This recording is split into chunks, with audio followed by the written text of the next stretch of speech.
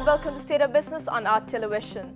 I'm Heshain Ali and let's have a look at the headlines first. Government outlines the policy to impose very high custom-based taxes on imports of commercial crops to uplift local farmer, says Minister Dr. Ramesh Patrana. Sri Lanka's stock surged 1.6% in the first hour of trading after the announced tax cuts. News in detail.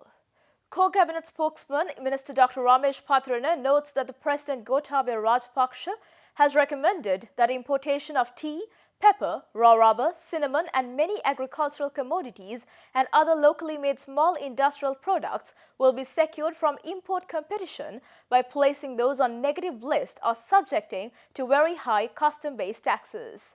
The information of the first cabinet meeting of the interim government was shared by two newly appointed cabinet spokesman ministers, Bandula Gunawardena and Dr. Ramesh Patrana, during a press briefing held at the Department of Government Information last evening. The first cabinet meeting chaired by President Gotabaya Rajapaksa that took place yesterday led to nodding for many tax concessions, including reducing value-added tax to 8% from 15% that will come into effect from December 1st. Thus, the ceiling for VAT was raised to 25 million rupees turnover per month or 300 million rupees per annum to provide immediate relief, especially to the small and medium sector enterprises in all sectors from existing 1 million rupees. The economic service charge, debit tax on banking of financial institutions, capital gains tax on stock market transactions, and VAT on condominium property have all been removed. In the meantime, Minister Dr. Ramesh Patrana noted that the income tax on the construction industry was also reduced from 28% to 14%. As per the current status, it's 28% of income tax that the construction industry has to pay. As per the new regulations, we are going to reduce that to 14%. So with that, we hope that there had been a construction bubble in this country, but due to various reasons, now it has come to a stagnant phase. We hope that with the reduction of the tax, we should be able to revive the construction industry again. Meanwhile, it was mentioned at the media briefing that President Rajapaksa recommended that imports of tea, pepper, raw rubber, cinnamon and other locally made small industrial products be either placed on negative list or subject to high custom-based taxes. Stating on how the government would increase its income which will descend as a result of the tax concessions, Minister Gunawardena said they expect to widen the net of taxpayers so as to increase the income from direct taxes. Sri Lanka's stocks surged 1.6% in the first hour's trading after the government announced a slew of tax cuts expecting to boost corporate earnings and demand. As proposed by President Gotabaya Rajapaksa, the cabinet of ministers brought down the VAT at 8%. For construction sector, income tax was cut from 28% to 14% and value-added tax was removed. A 25% cut was also announced in telecom levy and a debt service tax for banks would also be cut. Considering the changes, the Colombo All-Share Index was up 1.6% in the first 2 hours of trading with a turnover of 1.1 billion rupees. Nestle was up 47 rupees to 1,300, Hemas was up 2 rupees to 83 rupees, Ceylon Tobacco was up 20 rupees to 1,150 rupees and Distilleries was up 80 cents to almost 20 rupees. Ceylon Cold Stores was down 10 cents to 815 rupees. Axis Engineering was up to 1 rupee and 30 cents to 23 rupees. Tokyo Cement gained 1 rupee to 50 cents to 53 rupees. John Keel's holding was up to 1 rupee and 50 cents to 165 rupees. Commercial Bank was up 1 rupee and 80 cents to 101 rupee and 80 cents. And Hatton National Bank was up 2 rupees and 50 cents to 143 rupees and Sampath was up 5 rupees to 172.90 cents. Dialog was up 80 cents to 13 rupees and 80 cents and Sri Lanka Telecom was up 1 rupee and 70 cents to 33 and 50 cents. Newly appointed State Minister of Foreign Relations Susil Premajayanta assures that the national sovereignty will be ensured while cordially working with the countries in the region and world at large. He made these views after assuming duties at the Ministry of Foreign Affairs today morning. Upon the swearing in as the State Minister of Foreign Relations, Susil Premajayanta assumed duties as the office today morning following religious observances. State Minister was received by Minister of Foreign Relations Dinesh Gunawardena, Foreign Secretary Ravinatha Arya Singha and other senior officials.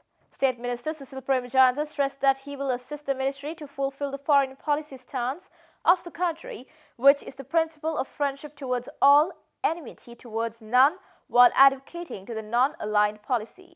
We want to work very cordially with all the countries, friendly countries, especially the neighboring countries in the region, and we are not going to take part in any of the foreign powers, either this side or that side. So that is why we have been given this mandate by the people. So we are stick to the policies of His Excellency the President, Gotabaya Rajapaksa, and the government. Meanwhile, State Minister of Road Development Lohan Ratwata assumed duties at the office in Bathurmuli yesterday. He assumed duties following the religious observances. President Gotabaya Rajapaksa has appointed a committee consisting of 6 members to recommend qualified professionals for the topmost positions in state institutions. This committee has been asked to submit its recommendations for the leading posts at public enterprises, state institutions and state-owned commercial enterprises on or before the 18th of December this year.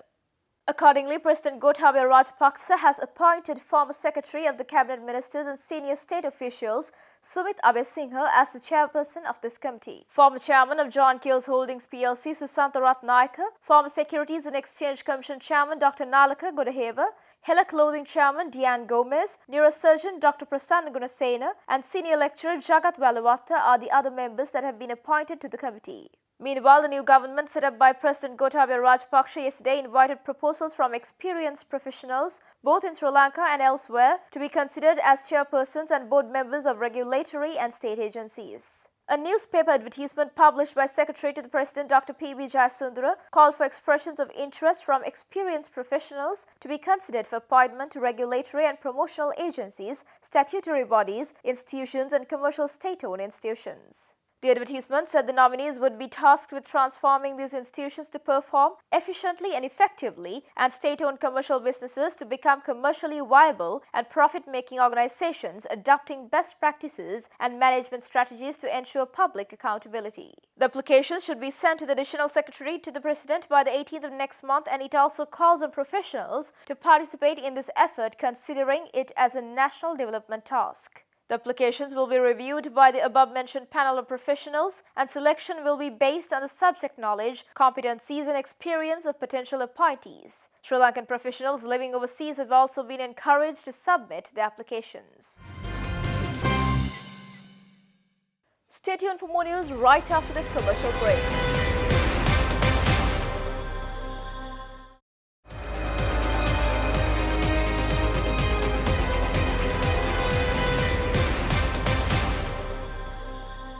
And welcome back after the break.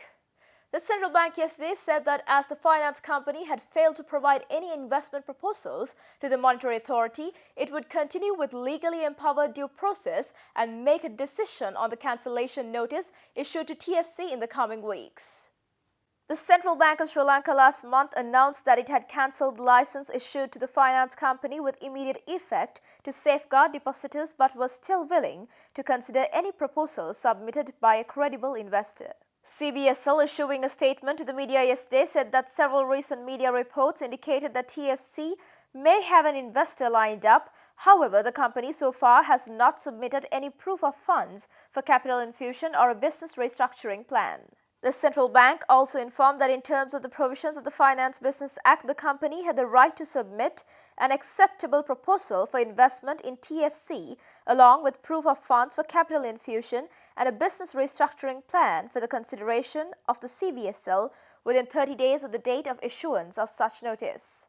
Therefore, the central bank clarified that the information published in the newspaper articles and news websites regarding any potential investments was not true. Central bank also warns that in terms of the act, the Monetary Board shall take a decision on the notice of cancellation issued to TFC after the expiration of 60 days from the date of notice of cancellation.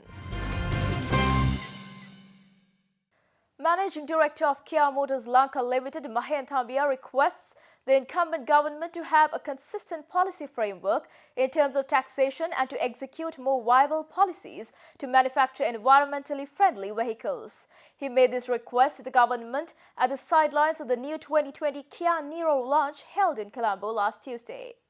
Well, I think I will not be alone in saying that what we are all asking for is always to have a consistent policy in terms of taxation, and particularly looking at the industry and the rest of the world going forward with the environmentally friendly requirements and the standards that have been set, which manufacturers are adhering to, that we also in Sri Lanka, through the policymakers, government, will focus on that and have a vision to continue with allowing us to be able to introduce more environmentally friendly cars. Of course, like I said, the policy towards that has got to come and the direction has to come from government, which we have got to be able to adapt ourselves to.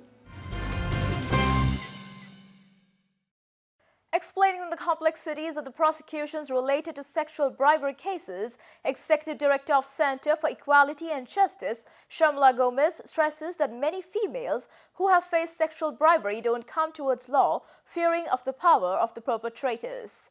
She made these observations yesterday addressing a panel discussion titled Sexual Bribery, Challenges and Solutions, held in Colombo. I think, it's pretty obvious why women, you cannot, it's very hard to prosecute. The first step is that you need to report it, and all the barriers that women face if you go to report a case. That is one issue. The other is that it is the fear. It is a fear. If you look at the perpetrators of those who are asking for a sexual bribe, you will realize that these are men mainly, who are in positions of power. So when a vulnerable woman comes, if it's a female head of household, and she comes to a Grama Sevaka or some kind of judicial officer or a PHI or the Qazi court, a Qazi, you realize immediately that she's vulnerable and immediately she becomes a target. After it happens, and the woman also feels guilt. She feels that she's in the wrong as well. The fact that she gave in to the bribe. She gave the bribe. And we also need to remember that under the current bribery law, the Bribery Act, both the giver of the bribe and the taker of the bribe are both punished. So this is another thing that we need to look at, because if you're looking to amending the law, we need to make sure that this particular situation where it is a offense which is sexual in nature is taken into account, and we basically take out and make sure that the woman is also not punished as a result of for giving the bribe. The Embassy of Sri Lanka in Warsaw, in association with the Sri Lanka Tourism Promotional Bureau, participated in the 27th International Travel Show TT Warsaw 2019. Sri Lanka was represented by 15 leading tour companies at the 27th International Travel Show held last week in the Palace of Culture and Science. The Embassy of Sri Lanka in Warsaw, in association with the Sri Lanka Tourism Promotional Bureau, participated in the 27th International Travel Show TT Warsaw 2019 last week. TT Warsaw is a major international event for the tourism industry focused on establishing commercial and business contacts with businesses from Poland and abroad. The event offered an exceptional opportunity for countries around the world to showcase as tourist destinations and also to promote Poland's tourism potential on the international stage. Sri Lanka was represented by 15 leading tour companies: Tropical Asia Tours Private Limited, Canbul Holidays, Aibowan Tours and Travels, Golden Isle Travels Private Limited, Asian Escapes, Jetwing Travels, Jetwing Hotels, Riff Hikkaduwa, Crystal Holidays, Aitken Spence Travels, Ceylon My Dream, Holiday Concepts, Das Lanka Travels, Encar Travels, and e-Turismo Lanka. The Sri Lanka Tourism Promotional Bureau, along with the Sri Lankan and Polish travel companies and tour operators, engaged in many promotional activities, including a stand to taste a cup of Ceylon tea. Stay tuned for stock updates right after this commercial break.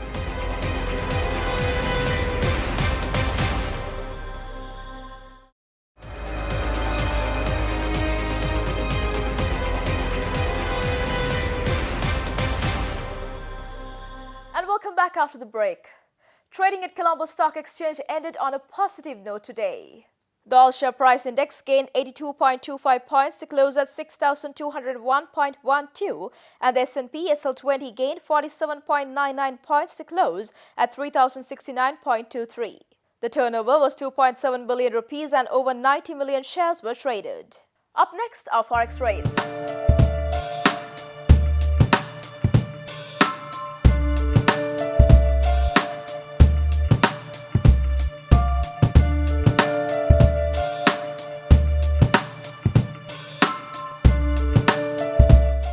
That's all news today. Do join us tomorrow with State of Business. Until then, take care. Good night.